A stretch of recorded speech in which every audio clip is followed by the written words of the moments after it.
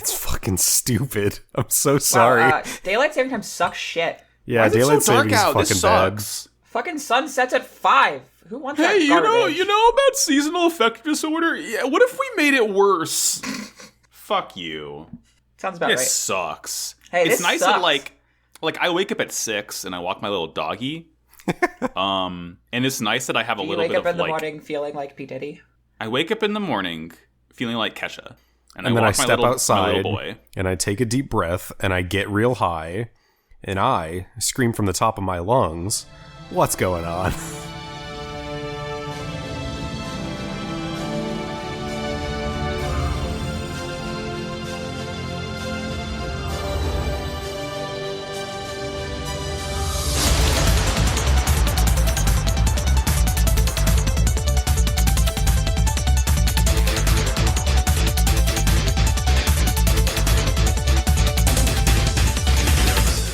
Oppa Gundam style, and welcome to WoW Cool Robot. I'm Julia, I'm back. I was not here, I was very sleepy. I will be your co-host for yet another episode, and I use she and her pronouns. I'll take the second jab here. I'm Jared, or Jay, and I use he and them pronouns. And I'm Max. This podcast is my brainchild, my baby, and I use he and him pronouns. Fantastic. Gundam is good. It's Amen. saying some stuff, it's doing some things. This show is bonkers. I will say, for lack of a better term, and there certainly is a better term, this is like the first episode we watched. You can tell, like, when something really exciting happens in the show by, like, the percentage of my notes that are in all caps. yeah. Oh. And the end of this first episode was a certified poggers moment because I was, like, losing my shit. It was This good. was easily the best episode of the batch, I would say. I mean, the batch one of these 2 three was the episodes. worst of the batch. Yeah, I'm confused. There was only 2. Trust me, I have a really funny idea of what I'm going to do when we get to the third one. Good. All right. But before we get in, I want to give a shout out to my wonderful girlfriend Katie, who did get into grad school today. Woo! Hell Go, yeah. Katie. Let's go. I like went to the grocery store on my lunch break to get food for tonight. And I like walk inside and I see Jimmy, who's excited to see me, and I look over at Katie. She's like kind of sitting on this couch, just kind of like zoned out. And I'm like, "Are you okay?" And she's like, "Did you check your texts?" And I look at my text, and she says the text says, "I got in." Very exciting stuff. Oh my god. So, Yeah, that Absolutely. rules. shout out Katie, the love of my life. We love to see it. That's cute as hell. And now the second love of my life, Mobile Suit Gundam. Checks out. Smooth. Yeah, it's a good old transition, huh? So when are you and Gundam getting married, Max? Hey, It's with the gonna amount be of a money bit. I spent on Gunpla, we basically already are. God. That's very true. Jules, I believe that you have the first episode summary this week. I do. Isn't that wild? It's Isn't almost that like I was nutty? given all these tasks after not being here. People will look at a girl these days and give her tasks. Not intentionally. Miserable. It's not like we're trying to, like, I'm being foist punished. this upon you. Don't get it twisted, listeners. We're bullying Julia right now. Yeah, obviously. Max is bullying Julia. I have done nothing of the sort. Jared When you know knows someone none for of 10 this. years, when you've known someone for 10 years, you're legally allowed to bully them. See, that's checks out. exactly I'm my okay with point. I've only known Julia for like 2 years. I'm being get there, I nice promise. by obligation. God. Episode 25. Katra versus Hero. Katra is currently corrupted by the Zero system, which leads him to fight Hero and Troa as he believes the colonies are now their enemies due to their decision to work with Oz, and by extension, the 2 other boys. Troa sacrifices himself to save Hero from a blast from Katra that would have destroyed the Mercurius, and Troa flies off to explode away from the colony and the 2 other Gundams. Meanwhile, the Rockefeller Foundation proposes to replace all of Oz's mobile suits with their new Virgo mobile dolls, and Trace is imprisoned when he refuses to support this transition. Lady Un, who learns of Superov's treachery, is shot by him when she unlocks Duo and Wu Fei's cells, allowing them to escape with their new yet incomplete suits. Hey, being mentally corrupted and turned batshit evil by an electronic interface. Yeah, Gundam Wing did it in Zero System. I just call it Twitter. Heyo. Oh. That was my good joke. Slowly moves my mouse to close the Twitter browser. Oh no, we're back to two hosts. Oh no! I'm really like happy with how this episode was kind of split into an A plot and a B plot. Just like there are four like distinct sections. There's the beginning of the A plot, the beginning of the B plot, and then the finishing of the A plot and the B plot. And it works really well for everything that happens in this episode, especially after the recent batch of episodes we had that was just super duper bogged down with dialogue. They were just very dense. Yeah. I think that's what's like one thing that Gundam Wing does well in reflection of what it does poorly is that because the show sometimes does get so bogged down in having like an A and a B and a C and a D and an E plot, is that when it has just an A plot or just an A and B plot in an episode, it's like, oh wow, I really appreciate how much more sensible things are now. And it gives it all so much more space to breathe, and like you get to enjoy what's actually happening rather than the whiplash that you're going back and forth. What a concept, huh? That's exactly it. I think it was like the subtitle for the previous episode where it was like "Show, Don't Tell," and, and this entire episode. I mean, obviously the characters like narrate exactly what's happening as it happens, but there's a lot less talking during the action in general, and the action definitely speaks for itself, and I think that's a strong suit. But speaking of action and strong suits, this episode starts out. Hey, that was a good one. You can't get mad at that that was really fucking good. I was just upset. That was like a star wipe. That was phenomenal. Yeah, fucking stop the clock theory on me. This is a really fucking sick battle scene. My first one is just the boys are fighting. It's good. I like, despite the fact that they're not in their actual Gundams, this is such like a pop off moment. This whole fight, it's so good. It's sad too. Like it's not playing very emotional. It's not playing like the triumphant jazzy music that you plays would have when expected on any other fight. It knows. It's like, no, you're not supposed to enjoy this. But I do because wow, that robot is really cool. Oh, I kind of do is the thing. The Mercurius, I will say this time and time again, Mercurius basically solos any Gundam that's not the Wing Gundam Zero. Yeah, it's kind of bonkers. It's unbelievable because the Mercurius shield takes a blast from the like new revamped twin buster rifle, and then Hiro like gets back into the fight and then takes a second one like later on. Meanwhile, obviously at like reduced capacity, but yeah, it one shots yeah, and it one shots an entire colony and a resource satellite. So it does. God, yeah, it's very telling that like taking a hit from like the strongest fucking weapon in the show is just Hiro's like, oh damn, my battery's getting low. Right. I gotta charge my fucking phone. A really interesting moment here. So yeah, they're fighting. Katris is telling Hiro that the colonies are the enemy now since they're with Oz, so he needs to destroy them. And he's just like, Hiro, fucking leave, otherwise I'm gonna kill you too. And Hiro's just like, no, I won't fight you. Try me. As all this happens, Un is watching from the control room of Barge. And she's like getting updates on the fight. And this is when she's like kind of making a turn here. Yeah.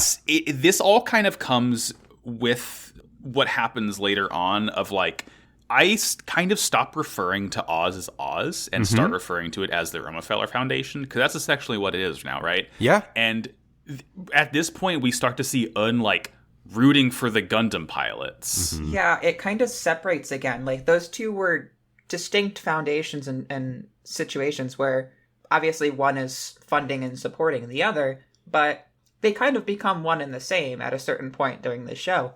Here, and then obviously with Trace later in the episode, that is not the case anymore. This is the Lady Un face turn. It fucking rules. Yes. And what's so telling about this is that she's doing all of this while she is in girl boss mode. Yeah. Yes, not library mode. Yeah, she's not sexy librarian. She's sexy step on me girl boss. She like she gets a bunch of photos of the wing, and she wants to send the photos of the wing to the Gundam scientists, I think. Yes, on the lunar base. Yep. Yeah. can't do that right now. No one's picking up the phone at the lunar base. They what could be going on? unplugged the fucking phone cord. I hate this man so much. The landline on the moon has been disconnected. Yeah. Tubarov fucking disconnected comms, and then we cut to Dermail talking to Tubarov, and Tubarov is basically being like pushed to make more mobile dolls. And I say pushed, but he's into it. Like he wants to make more mobile dolls too. This is his thing at this point. Yeah. He's gonna throw up if he sees another fucking human piloting a mobile suit. Yeah. At this point, the engineers are also they're still talking shit while they're running out of oxygen. Yeah. It is just, like, mostly slowly fading. Yeah, it's mostly Dr. J, who's just like has not shut up the entire fucking time. And then we also see Duo, who is kind of just talking to himself, and as he's about to like pass out or die, run out of oxygen, he keeps clicking through the specs of the Death Scythe, and he looks over at Wu Fei and he's like, "My Gundam's pretty fucking cool though, right?" Yeah. It's so sad. Like, so I don't know how it is really fucking cool though. It's like, it's so cool. It's almost heartbreaking, this scene. I don't know what the like vocal performance is in the dub, but in the sub, everyone is like doing a really good job, like being so like quiet and whispering and like very aware that they're about to die essentially. Dio is not like his normal self either. Yeah, it's a little strained, I would say, but aside from that, the deliveries like they're strained a little bit, but it's not any softer like they're running out of air. Scott McNeil is too much of a loudmouth. Yeah, in the sub, it is just so good because Duo's just talking so quietly. You can tell he's just like fully out of energy. He even looks over at Wu Fei, who's like not breathing anymore. But like Duo recognizes that Wu Fei is doing meditation. Essentially, no. He's like, we cannot gloss over it. Wu Fei walks over to him and he's like, it's almost like he's dead. He's in a state of suspended animation. He's not breathing. Like he's not taking like really shallow protective breaths. He's just straight up not breathing. Whatever. He uses sand to stop his heart, like in JoJo's Part 3. It's fine. He's fine. He'll get better. He's dead, but great. He's fine. He's dead, but he's fine. And then from that, we cut right back to the battle. Yeah, I think Katra's about to kill Hero now. Okay, I was wondering if it was here. It might have been earlier on in the fight where we see the Mercurius shield actually acting offensively, where he sends 2 shield bits off where they're like pulsing electricity through them. Yeah, it's really cool, and I think it's the first time we see it utilized like that. And I don't think it was supposed to be used like that, and Hero's just like built or explained to us. But I think the Virgos use it like that later too. Yeah, there's a lot of really cool shit with the Mercurius shield bits in these episodes. I really like how the Mercurius, I mean, we'll talk about the Virgos when we see them later, but like the main thing is that you can tell it's like, hey, let's just take the shields from the Mercurius and the gun from the Vai and put both on one guy. Yeah, absolutely. It fucking rules. I love the Virgos. Beats ass. So yeah, Katra has to shoot Hero, and this is when Troa flies in the Vai and blocks it, and like he's just melted. Like he has like one arm and no legs. So bad. The cockpit's like there's an open view to it because it's just it is just torn through. Yeah. Well, that was actually from the first shot. That's the last episode where he previously got shot. So the V8's in like bad condition. Yeah, and like Hero takes this opportunity to fly up, like grab the Vai-'s gun and just shoots the Buster rifle clean off of the Wing Zero's hand. It's so good. And this is when Katra kind of starts to snap out of it. He's like, hey, Troa, I think you're going to die. Yeah. And Troa's like, hell yeah, see ya, brother. And starts flying up as Hero tackles Katra into the colony to like prevent him from going after and trying to save Troa. This is exactly what I'm talking about, where actions speak louder than words. Troa knows he's going to fucking explode, and what does he do? He flies away from the fucking colony. Hero, to remind Katra of what they're protecting and also to keep him safe and keep the Gundam safe, slams him into a hangar and locks them both in there. It's oh my so god. Good. It's so fucking good. And we get a bit of talking and dialogue and exposition where essentially, like, Troa's telling Katra, the war's over. We've lost. The colonies have forsaken us. Like, the only thing that happens now is like the individual soldiers have to kind of reckon with themselves what they're going to do after the war is over. Like, I think he even says, something like, the kinder you are, the more war affects you. And Yeah. he mentions That like is, the that five is relevant of us. and will be referenced again. Yep. My notes for this section just say, Troa, don't start monologuing. That's how anime characters die. Oopsie. It's always subtitled Troa dies. One of the last things he says to Katra specifically, as he's like broadcasting or whatever, he asks him to turn back into that nice guy he once knew. And that's like the moment where Katra like actually like cracks back into himself too. Yeah. It's funny in the sub. I feel like the translation's pretty accurate 1-to-1 between the sub and the dub, but Troa says, I hope something triggers you to calm you down. And he says right before he fucking explodes. Yeah. And I think, essentially, that Hiro hears this and picks up on it because Katra thinks Troa's dead. We see this gigantic explosion from the Vait, and Hiro's like, I'm still going to kill you. Your actions caused Troa to die, so now you've got to die. So honestly, I think this right now is Hiro trying to continue to snap Katra out of it by continuing to attack him and kind of make him reckon with what he's done. Like, I think Hiro's not actually in I'm going to kill you Katra winner mode. I think he's more like, this is what Troa wants, and I'm going to help him snap you out of it. And as a result, he's supposedly dead. He continues fighting, and the Mercurius's arm fucking blows up, and Hiro like strains to remain conscious, and that's the last thing that really brings Katra back to himself. Because like Katra has won the fight, but I'm pretty sure he also like screams out after Hiro when Hiro like passes out. So he's like definitely come back to himself. And we do get a shot of Troa just kind of floating in his suit in the middle of nowhere space. Yeah, he seems completely intact, so Good to go. I have a feeling he's not dead. I've seen enough Star Wars to know that he's gonna be fine. I've seen enough Gundam Wing to know he's going to be fine. I mean, yeah. We jump down to the Rockefeller Foundation. This is insane. I love this God, I went very vague with this one because but Duke Zermail announces that they're going to be mass producing mobile dolls now. Yay. And that they're going to be placed in each country on Earth in order to bring order. Yay. This will have no repercussions. He specifically says, we're going to place mobile dolls in every disputed region on Earth to bring rule to the world because we're the ruling class and we're the ones who decide what order is. Thanks, buddy. Cool, dude. Cool guy. Thanks, Dermail. Trace says, what if we didn't, though? He shows up and says he can't support this direction and path that the Rockefeller Foundation is directing Oz to take, and calls the mobile dolls soulless weapons that ignore the importance of human life. Yeah, he starts talking about a lot of stuff about how, like, humanity should learn to, like, revere fighting and respect combat as, like, a method of forewarning against war rather than, like, leaning on these soulless weapons or these soulless, like, slaughter machines, basically. And Trace ends up like monologuing over a bunch of flashbacks of the Gundam pilots doing stuff. Well, if you think about it this way, he's absolutely right too. Because if you're not sending human lives out to like risk themselves in combat, and you're sending out these computers and these robots, what's stopping you from fighting constantly? There's no reason not to. You're not sacrificing anything. Yeah, exactly. It becomes the cost is no longer nice Taco Bell. Like, shut up.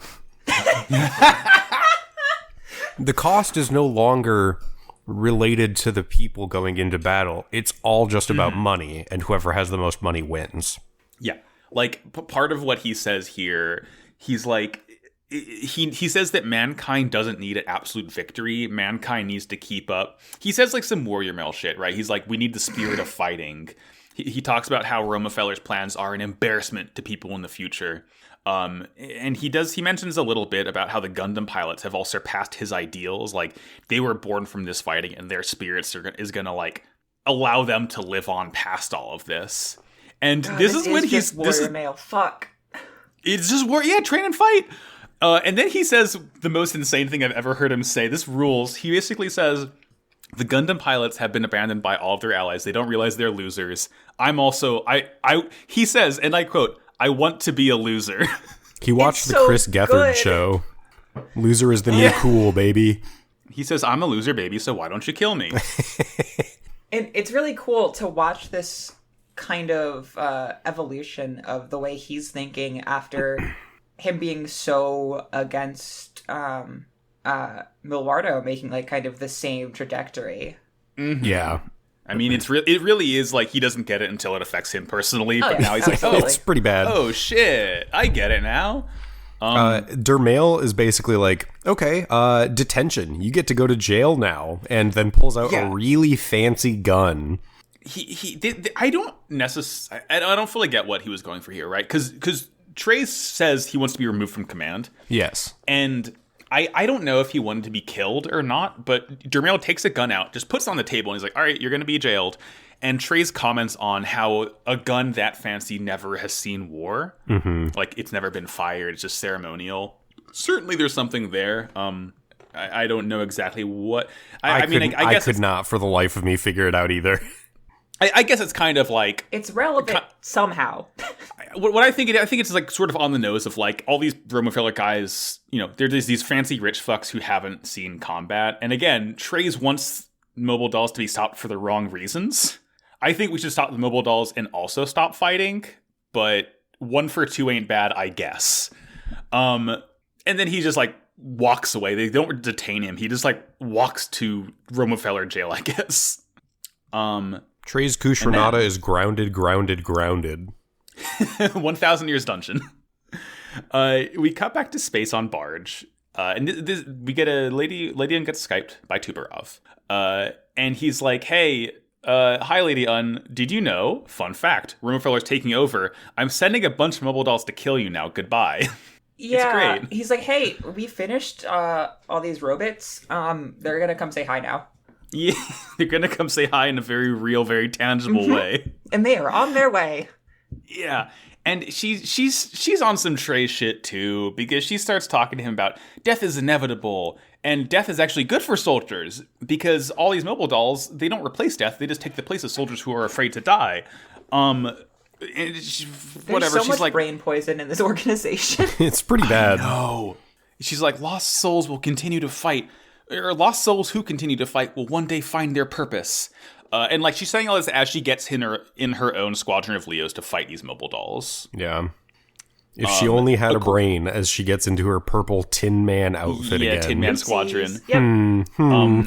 She predicts what Tubarov's going to do, though. She knows that Tubarov's going to fire on barge. Mm-hmm. So essentially, she like just leaves barge there, and like she's like, I hope it survives. Yeah. As she and her squadron fly and infiltrate the lunar base, as she's right, Tubarov does fire on barge, so they're able to kind of like sneak inside.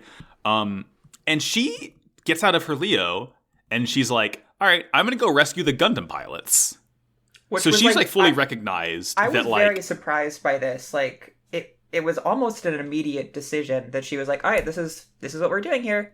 And I think it was a very quick turn. Yeah. In that I probably would have enjoyed a bit more of that, like lead up to it. I think Trey's getting recused from Oz, or rather recusing himself from Oz and leaving it just to Romefeller, did not get enough time. Correct. Because it's like that happens, and then immediately Lady Un is like, all right, cool, fuck Oz, let's get it. like we don't get a chance to see her react to this, or that information to translate out up to space, and it's just it feels a little rushed. Like, of all the times to have the narrator cut in and help out with the story, that would have been like a perfect moment. Absolutely. But yeah, the Leos rock up on the squadron that Un is with, like basically rock up on a hangar that is full of these mobile dolls that we have not seen before. And these new mobile dolls fire a very big cannon and just annihilate these Leos. Because they think it's empty at first, and they turn their backs to them, and then oops, they're active and walking towards them, and oops, now they're dead. Yeah. Yeah, they just completely just melt these fucking guys. We cut to on opening the doors to the prisons for the engineers and the 2 Gundam pilots, with Tubarov kind of showing up right after she releases them and has a gun pointing at her. Tubarov holds a gun on her, right? He tells her that she's being far too lenient. She says some essentially cool shit here too. letting the enemy live. And this is like it is a very quick turnaround but for her, but I think it is an enemy of my enemy type situation. Yeah, that does make sense. Where like helping out the Gundam pilots and allowing them to live and continue to fight the Rockefeller Foundation is more in line with Treize's plan than just rolling over and dying. And maybe she's like, yeah, we'll be able to get the Gundam pilots later on. We can like let them out now and have them weaken Rockefeller, allowing us to, take them out. But I mean, clearly she thinks she and also Treize would believe this is like the right thing to do in this situation. Definitely. Like that we've been shown time and time again. That's kind of her through line is what she thinks Treize would want her to do. Mm-hmm. And going back to Tubrov tells her she's too lenient, and she thinks to herself, by the way, he does very much fucking shoot her. He shoots her like directly through the chest, yeah. Yeah. And as she's collapsing, she thinks, she's like, yes, I was too lenient, but only as a soldier. As a civilian, I was far too strict. And then she just fucking collapses onto the floor. Oh my god, I think she is dead. This is the first time, I'm pretty sure. I thought she was dead until someone says later on next episode, and I'm like, oh. I fucking know. What the fuck? It's fucking Gundam Wing. No one actually can die, I think, except for Septum, yeah. Yeah, unless you get thrown out of a plane, I don't believe you're dead. You can only die. You can only die if you're in some sort of space shuttle. Exactly, yeah. And this is when things pop the fuck off, right? Yeah. Because the Virgos join the battle. They're just tearing ass. They cannot be stopped. They look really cool. They look really bulky too. Mm-hmm. Like they have the same main black color as the Taurus mobile dolls do, but it's like almost all black. Yeah, it's basically Leo legs, but then they've got big beefy shoulders with a V8 cannon charger and a Mercurius shield, respectively, on either side. And they still have that same like open Leo face cam, but they have the Wing Zero and the Wing Gundam elf ears on the fucking sides of their head. It makes them look like, with the two little like bolts on their, like, the bolts aren't on the collar like they are in the Leo. They look more on the cheeks of it. So it looks like an ogre almost. It looks like... Yes, that's the vibe that I got. Absolutely. Like, with the giant shoulder, they look scary, you know? They look like World of Warcraft. They look terrifyingly humanoid compared to the Tauruses. Yeah, I like them. They're scary. Like it's definitely an evolution of mobile doll technology. Mm-hmm. Doesn't matter though, because Wow Cool Robot, Haunted Doll Watch, Wow Cool Robot. This is when we see a very obvious section of the moon where the ground just does not match up with anything else around it. And out of it raises two mobile suits that we have seen, but they seem to be fully completed. We learned through some dialogue that they're at like 70% capacity, but we see the Death Scythe Custom with its new active cloak, and we see the Shenlong with its wings and its new coloring, and they look really fucking good, and I'm happy to see them. And they start tearing through these Virgos, which is like kind of surprising, but I think it's meant to highlight just how upgraded these Gundams are compared to the mobile dolls. Oh, yeah. Like, the Death Scythe Hell puts... It's the Death Scythe Hell. Right, yeah. And the Ultron, right? The Ultron. Yeah, the Ultron Gundam. God, the Ultron... Ultron's... The color scheme is... Okay. Death Scythe Hell. What if the Death Scythe had a weird filigreed head? I don't like it. But it's fucking, like, chest vents look like a rib cage. It's so metal. It has, like... It has this, like, really fucking sick... Not fully bat wings. We'll see that when we watch the movie. Yeah. But...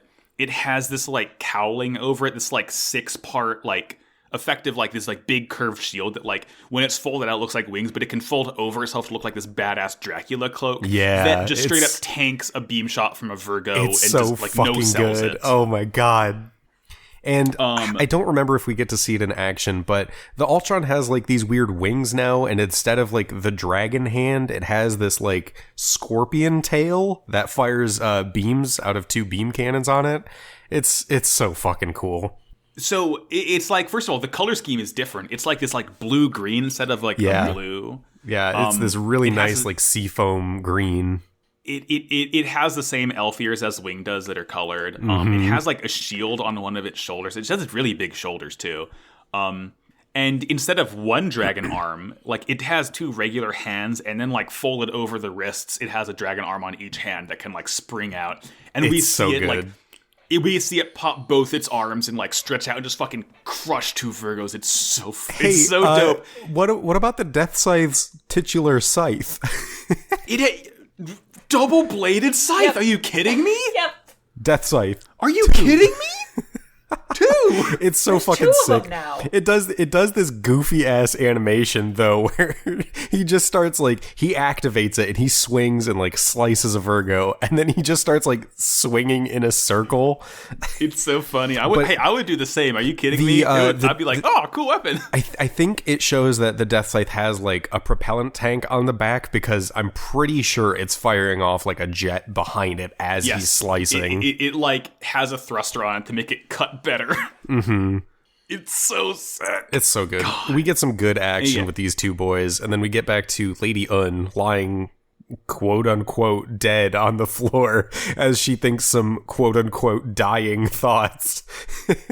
And she thinks... oh, God. We see in the background while she's thinking, too, we see Katra, like, trying to give Hiro, who's, like, passed out. He's just giving him some water from his hand. She thinks of her love for the Gundam pilots of all things. She's like, she's like, you know, my love for these Gundam pilots, they keep caring for each other in such a cruel world, and she just like wants them to continue fighting. As again, she's just fucking dying on the floor. Extremely normal. I think a lot of this is her 2 sides kind of coming together, where she's able to understand why they're fighting now. Like, instead of librarian mode being just peace, she understands like they're fighting for a thing that is good, and the way they're doing it and the way they're caring for each other is a good, loving thing, not a warmongering thing. Right. I believe it. And, like, that's kind of the last shot of the episode, is she's just like, you know, beefed it on the ground. Womp womp. Ah, so sad. That's episode 25 though. Very, very good one. Oh my god. Let's talk about another. Let's talk about Gundam Wing, episode 26. 25. The Eternal Flame of 25. the Shooting Stars. 1 second. That does mark halfway through the show. Oh, shit, right, because Wing has 49 episodes, I believe? Correct. I just thought that was relevant to point out. We're halfway through, that's crazy. Look at us go. Fuck yeah, halfway. I feel like we just started it. Let's fucking go. Crazy. We're halfway there. We'll go living on a prayer. Bon Jovi. Episode 26. The Eternal Flame of the Shooting Stars. The newly formed Trace faction of Oz fights against the Romefeller Foundation's mobile dolls brought to Earth via Operation Nova. Hiro and Katra are captured by the Romefeller Foundation but are rescued by the Trace faction, who are now working alongside the Gundam scientists. They talk to Hiro and Katra about the Zero system, which is the piloting system in the cockpit of the Wing Zero that allows the pilot to fight on par with and even surpass the mobile dolls. Unfortunately, this amplifies brainwaves too harshly, as evidenced by Katra's attack on Hiro and Troa. When they are all found out and captured by the Romefeller Foundation, they force Hiro to test the Zero system, which leads him going berserk and rampaging throughout the base, only being stopped when Katra uses his new type powers to calm Hiro down, forcing him out of the cockpit and escaping with him to Earth, but not before self-destructing the Mercurius in hopes of taking the Wing Zero out alongside it. This does not happen. Duh. It's good. Good. Seems fucked up, this Zero system, huh? I don't think it's good for you. Seems bad, I think. Just my 2 cents. Seems not good. I like it though. This, like, you know, we learn Trace faction's a thing now. Makes sense. People like Trace Kushernada. People don't like the Roma Foundation because they're just a bunch of old farts. So we have, like, yet another fucking spin-off faction of the main villains now, which is just, so much to keep track of here. Yeah. Already splintered faction. Yeah, I hope this doesn't happen again.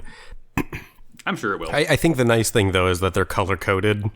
So yeah. Oz is blue now, I guess. Oz is blue now, and Trey's faction's green. The Trey's faction keeps their fucking original Oz suits.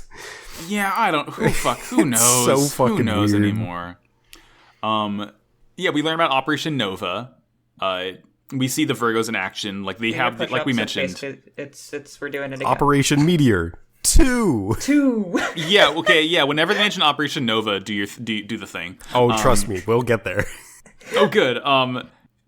Like we mentioned, the Virgos have the same magnetic shields Mercurius has on the left shoulder, and on the right arm it has the Vait's gun. One of the Trey's faction soldiers mentions space has a bad habit of sending menaces to Earth. Mm-hmm. You got that right, buddy. Yeah, that one tracks. You fucking got that right. We get a scene of Dermail Skyping Tuberov after like the sort of new narration, just talking more about the Trey's faction rising up against Romefeller. Dermail is saying that he's making... Tuberov says that he's making more mobile dolls, because why wouldn't he be? Mm-hmm. And he mentions that he captured the new Gundam, along with the remains of the Mercurius and the Vaiit. And we see them all be kind of being like taken back inside the lunar base for nefarious purposes, I'm sure. Well... And Hiro and Katra, Yeah. to be clear. That's right, yes. And the boys. Yeah. Because Duo and boys. Wu Fei have like fully escaped. Yeah, we see Hiro and Katra being like guided in by these Oz soldiers, and Katra breaks away and like kicks one of the guys like in the shin, and Hiro just like knocks out the other two. And Katra runs over to the V8 and starts apologizing to it, like to the cockpit, as if Troa is in it. It's bad. It's a little emotional, actually. Yeah. Yeah. He clearly regrets what he's done. That sweet like, boy. yeah, I would too, homie. And then the military people do some fun police brutality and against literal children, war criminal children, but still children. And then the Trey's faction shows up, because there's members of the Trey's faction on the moon, and they fight off the Oz guys and rescue our Gundam boys. Yay! Use.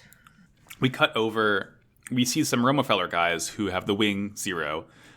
They have someone hooked up like inside, essentially testing out the seer system, and they're like, "Oh shit, this thing makes you a really good pilot." And Tuberov calls them, and the soldier's like, "Hey, Tuberov, this thing fucking beats ass. Actually, I think we should use this to like amplify our pilots."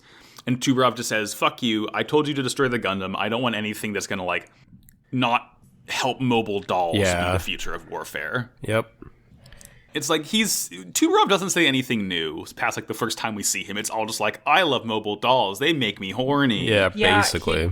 He wants everything that's a not mobile doll, so all the Gundams and related tech to be wiped out of existence. And Yeah. it's not great. That same after they hang up, that same guy, that technician from like Romefeller's Oz, basically says like to his crewmates that he wants to test the pilots of the Gundams in the new system. Because he's like, oh, we have them. They have these capabilities, so why not put them to the test? Yeah, basically see if they match up with the dolls. This is kind of where it started to click for me, that like Romefeller's Oz is blue and the Trey's faction is green. Like that's the first time I was able to put it together, because I think we see the engineers talking, and they're talking about the Trey's faction. They have a bunch of them with them on the moon. They exposit about like Lady Un gets shot, Duo and Wu Fei have escaped. They should be able to finish fixing their Gundams and like repairing and like finalizing their Gundams on their own, because they're fucking super geniuses. And then they look directly into the camera and they say, Troa is definitely dead for real. Yeah. It's like, so It's so heavy. Like, it's really bad. And then Katra's like, no, he's fine. Like, keep looking. Just look for him. Just fucking look for him. Before they talk about Troa, they're scanning Katra's brain essentially. Oh, right. They're like, oh yeah, he seems normal, and they mentioned how the Zero system like fucks your brain up real good. Yeah. They don't explicitly say what it does yet. They just are like worried about Katra's brainwaves for some reason. And they do say, and like, quote, we don't know whether Lady Un is dead or alive.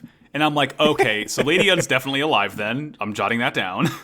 And yeah, that's when they talk about Troa, and Katra's like, no, he survived. He's a Gundam pilot. Yeah. Yeah, they again, say something along the lines of the Zero system increases the pilot's abilities, but has a capability of like warping your mind and turning you against your allies. Yeah, so basically the system amplifies the pilot's battle capabilities by enhancing brain functions related specifically to combat. Don't ask how it targets those things, because no one can tell you. But specifically because Katra wasn't actually trying to destroy Oz, and because he's still like a soft, sweet little baby, tiny little baby boy, the Zero system kind of like malfunctioned when it messed with his brain, and it made him crazy in a wrong way, which like ended up being for the better because they were able to like get him out of it.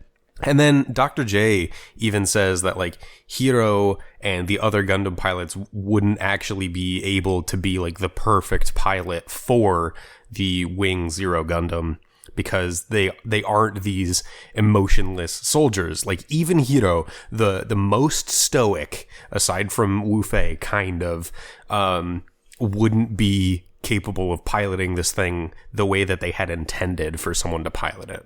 Mm-hmm. And Katra, like they straight up say you either have to go insane or become the perfect soldier to use this thing. Yeah, and then Katra is just like, "Huh? I didn't even know about the Zero system because he was busy focusing on the fucking gun." I mean, hey, I don't blame him. Same here. It's a cool fucking gun. It is a cool fucking gun. And then Katra like asks Hiro. He's like, "Hey, Hiro, who are our enemies?" Yeah, and Hiro. My note says Katra's as confused as the rest of us. Yeah, and Hiro essentially says your enemies are anyone who's trying to cause harm to you. Those who are against you, you kind of get to decide who your enemies are. And Katra's just like, jotting it down like, oh yes, very good, very good. This will be important later. Yeah, he asks like how do they know they're not making a mistake? And Hiro, the line in English is, "We're not mistaken about this, but it's possible this period of war has gone nuts." Yeah. Great job, He's like, I don't Hiro. know, man. I'm doing my best. I don't know, Katra. Shit's fucked up. Modern day philosopher, this guy. It may be bad here. Jot that down. Katra, we live in a society. Jesus. I think people dying is not good. Thank you, Hiro. War is bad, Katra. At this point, everyone gets found out by the Trades faction. They have them surrounded. And they say, hey, we can guarantee everyone's life if you surrender the pilots. Oh, the Gundam engineers are here. We can't guarantee your safety, actually. Everyone else is fine. You might get killed, though, by the way. No one likes you anymore. Right. I want to clarify. I think the Trades faction with the engineers gets surrounded by Romefeller's Oz. Oh, yeah, sorry. Yeah. It's okay. It's fucking confusing. Yeah, a little bit. They all surrender. The Gundam scientists are like, they've accepted, like, yeah, our luck's probably run out. Spoiler alert. Their luck hasn't run out. It really hasn't. Dr. J ends up actually negotiating kind of, sort of for their safety by surrendering the pilots so they can be tested on by Romefeller's Oz. And the guy from Romefeller is like, cool, thanks for handing over the pilots. I can't guarantee your safety. Yeah. And Dr. J's like, yeah, I fucking get it. Yeah.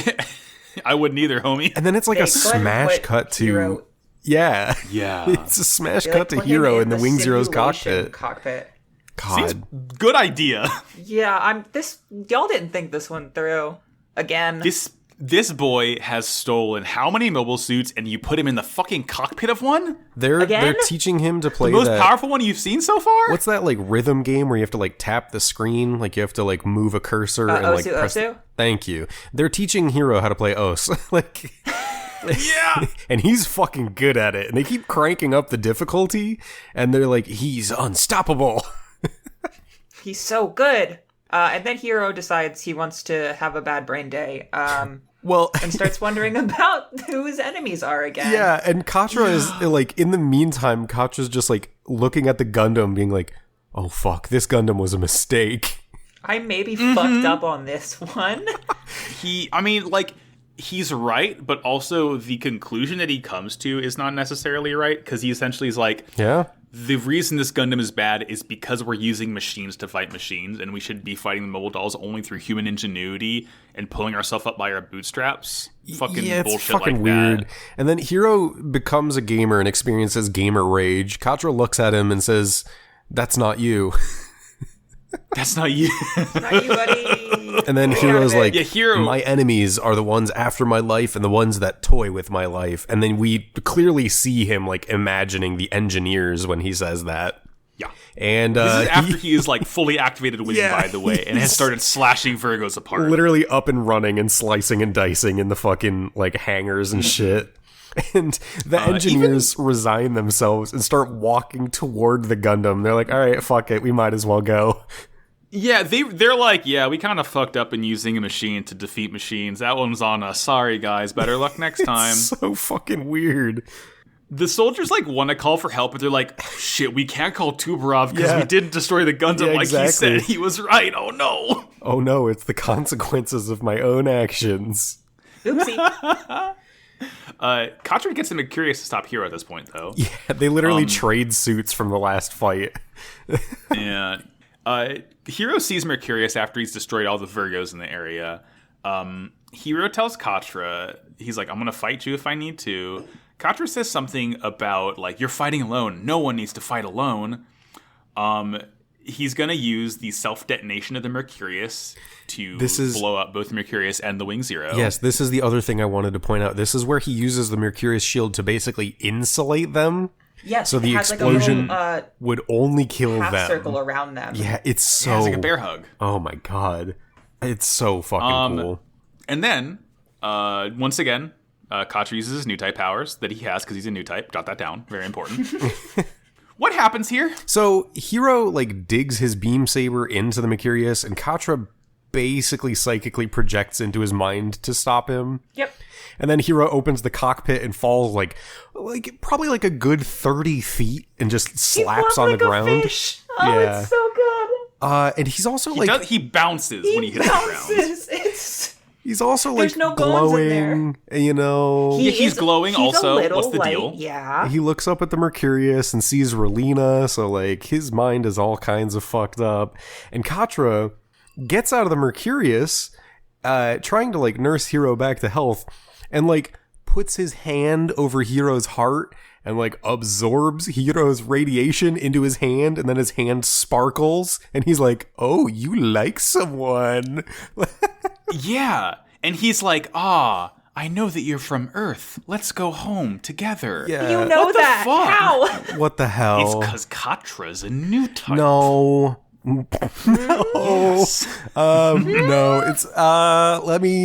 it's because Katra talked to Troa, and Troa and Katra were still texting even though they broke up after he met him in the Magwanac Corps, and Troa told Katra when he was nursing Hero back to health he wouldn't stop saying Relina. That's got to be what it is, right? Oh yeah, that's a good through line. We're good. I'm safe. Yeah. It's definitely rational and reasonable. And then the Mercurius does actually fucking explode. Yeah.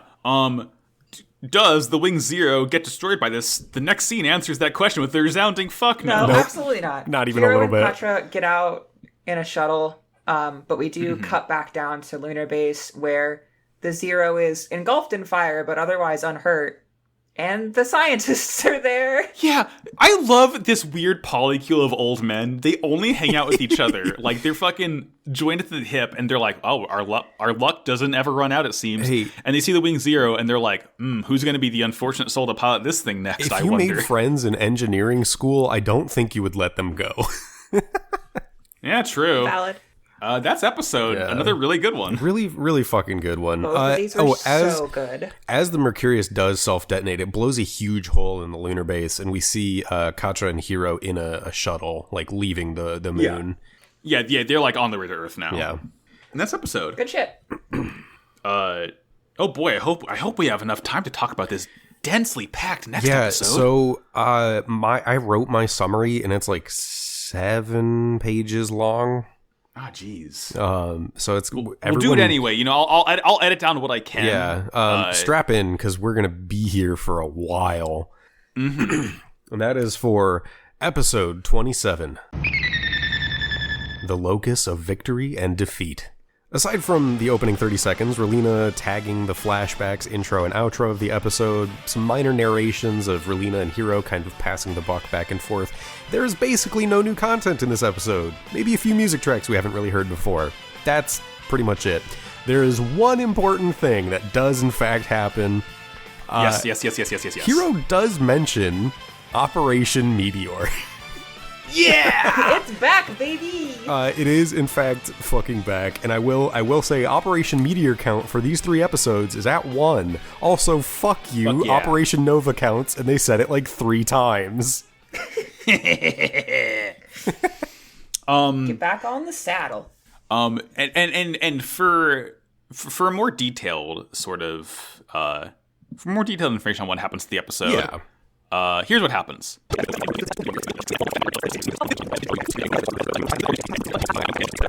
And that's what you missed on Gundam Wing. Yeah, the only thing that I want to know is that aside from it being actually recycled content, just like straight up recycled scenes, I think they changed some of the music, like I mentioned.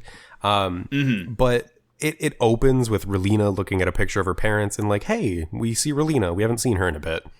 I miss her. She's like talking and daydreaming about when Hiro will arrive to the Sank Kingdom, basically like to be her, Prince Charming, her knight in shining armor, whatever.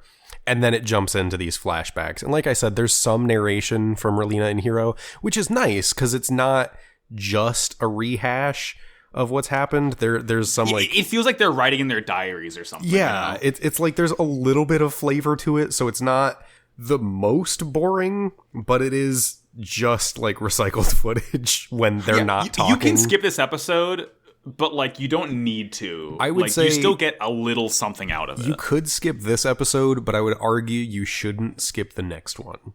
Yeah, I believe we get introduced to a very cool friend in the next episode. That's true. But also, this episode is from Hiro and Relina's perspective, and next episode is from Trey's and Lady Un's perspectives. Yay! And my it's two favorite also characters of Wing. the point in the series where they were changing directors, so they needed something to put on air while they figured out what the fuck they were doing. Makes sense. I love Gundam and its production issues. Yeah. Never fails. Yeah, that's fucking, look, whatever. We love it. We do have a little segment this week, though. No Beyond Tomb. I'm sorry. Do we have anything else to say about the recap episode? Not even a little bit. No, absolutely Cool, not. awesome. I wrote nothing for it. So last week, I mentioned that I'm playing Car Game 5, Forza Horizon 5, which is, hey, game's really fucking good. But I mentioned Cars go that vroom, vroom. many are saying, car go vroom. And I mentioned that, hey, what if I kind of like assigned a car to each of the main like Gundam pilots? And I have done so. This won't be a terribly long segment, because I just have like 6 cars here, but I have reasons for everything. I will be Googling every car that you say, just like as an aside. I won't be because sure. my bandwidth will not afford it. Oh no! Okay, I'm gonna post if you Google them, Jules, post the image in. Actually, I'll post the image in the Discord. Oh, that's even better. Then I don't have to do it. So, I'm gonna talk about the 5.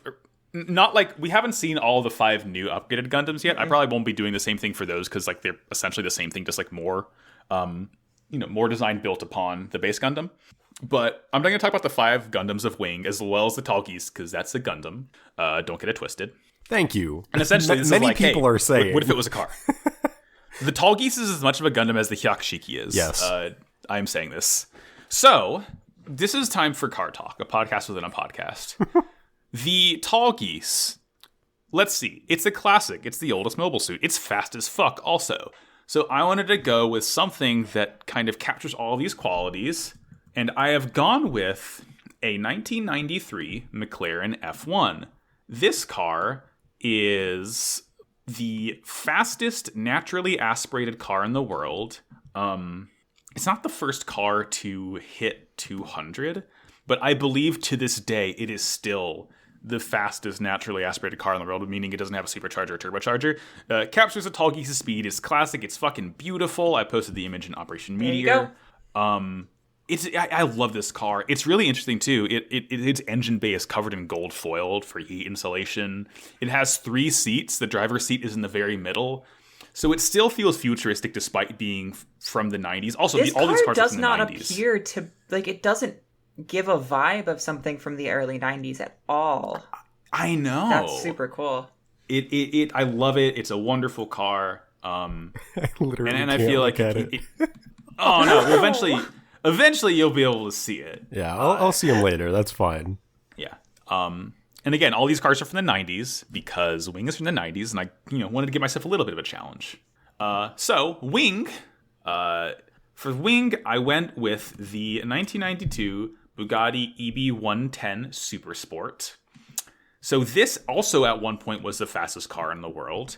I wanted to kind of keep that through line with the Wing and the Tallgeese, because Wing is like the main successor of the Tallgeese. I mean, I guess it's the successor of the Wing Zero. But out of regardless. curiosity, is this more your pick for the Wing as we see it in the beginning of the series, or the Wing Zero? This is like, I mean, I guess they're similar enough, but like I'm gonna go with the Wing. Okay. I also don't know enough about the new upgraded suits. Like, I don't know if I would assign them something different. But again, like, the Wing is kind of like the best of the suits, like most powerful gun, maneuverable. It kind of does everything, and I just wanted to, I wanted to get like a kind of standard hypercar to express that. Yeah. Makes sense. I don't really like the EB-110. I don't like that tiny little like horseshoe vent it has in the middle. I wonder why. I think it looks a little doofy, but regardless. Death Scythe. I have gone with the 1992 Lotus Carlton, which is a very silly sounding car. And when the image loads and you look at it, you'd think, oh, that's just like a sedan. That's just like not really that exciting looking of a car. And you're right, because it's a fucking sleeper. This thing hits 170 miles an hour. Jesus Christ. It is beefed to hell. And I first of all, I think it only ever came painted in black, which is one thing. A little on the nose for the Death Scythe. But I tried to sort of capture the stealth aspect of the Death Scythe by picking a sleeper car. A car you think, oh yeah, that's just something that like your dad drives to church. No, it's fast as hell. It sneaks up on you. It gets you. It surprises you. For the heavy arms, it's loud, it's ostentatious, it's dangerous, it's impractical. So I went with the 1992 Dodge Viper. I was expecting something along those lines for this one. Big honking fucking V10. If you look in front of the rear wheel, that's the exhaust port. As in, like, you can burn your ankle on it walking out of the car. Does not have a roof. The original Viper did not come with a roof. Just a big, stupid engine, no traction control, like no assist whatsoever. Just a very dangerous, very over-the-top car that I feel like fits for the Gundam that just shoots and does nothing else. Yeah, absolutely. Sandrock. Sandrock is kind of hard to do the Sandrock, considering it doesn't really have a whole lot it can do. Like, it commands a whole thing of units, but I kind of wanted to... I think they said the Sandrock's the most defensive of the Gundams. So I went with the 1992 Ford Escort RS Cosworth, which is a sort of like homologation of a rally car. If I copy this image, paste it here, and I didn't copy the image and paste it, so I need to do it again, otherwise I'm going to forget, and no one's going to see what this car looks like. And my browser just froze, and it unfroze, and now I'm pasting the image. Wow. Welcome to my world. Why isn't it working? I'm in heck. What the fuck? It's okay. What is this thing called? Is this image just like way too big? What is it called, Max? It's called the Ford Escort RS Cosworth. Hold on. I'm gonna use a smaller image. There we go. This one's loading. Oh, that's a friend. So it's a pretty utilitarian looking car. It has a big engine. It doesn't really have a whole lot of amenities. It just goes fast, but it's based on a rally car that kind of like can handle any terrain. It's pretty rugged. It's like decently reliable. It's the kind of car you can see driving in the dunes and also covered in flamingos. Exactly. Yeah, I know. It's like I sort of wanted to take on, like, I didn't want to do like a Jeep or something for the Sandrock. It felt too on the nose. I wanted to do something that could, like, kind of like just take on a lot of different kinds of terrain. So that's what I went for the Sandrock. And finally, this one was pretty easy for me, at least. For the Shenlong, I am going with the 1999 Nissan Skyline GTR R34, colloquially known as Godzilla. Oh. It is a JDM darling, one of the most popular cars in the world, I'd say. Just like an absolute beast of a machine. It's a drift machine. You can like customize it in so many different ways. And I kind of wanted to capture like the Shenlong being the most like offensively oriented of the Gundams. Like the GTR is like just like beloved and can do all sorts of things and just looks really sick too. It does. Good car. Yeah, that's car talk though. That's what I assign all these Gundams. We did it. Awesome. I had a lot of fun with this actually. Good. I enjoyed challenging myself, and like, who knows, maybe I'll do this segment again for future shows, or like go back to old shows and assign like the main cast of mobile suits. It's like what would I even assign like the Grandpa Gundam? What car could even fucking? It's a Honda Civic. I don't know. I'll think about it. You've got some time, I think. Yeah, that's car talk though. I had fun with this. This is cool. Car game Fuck forever. yeah. I'm gonna go play more Forza after this episode. Hell yeah. It's done recording. Actually, no. I need to play more Animal Crossing because I haven't gotten all the Harz Island people yet. There you go. Best episode though. Hell yeah. I had a good time. Yeah. This is a fun one. A short episode. It's like a little over an hour, but you know what? Yeah, but we only had the That's 2 fine. episodes because the third one didn't count. I didn't really want to do 2 recap episodes in one. No. Yeah. 'Cause, like, It actually ended up working out like perfectly. We'll probably have a shorter one next week too. yeah, so it's fine. You know, sometimes people get busy. It's fine. Let's do plugs now.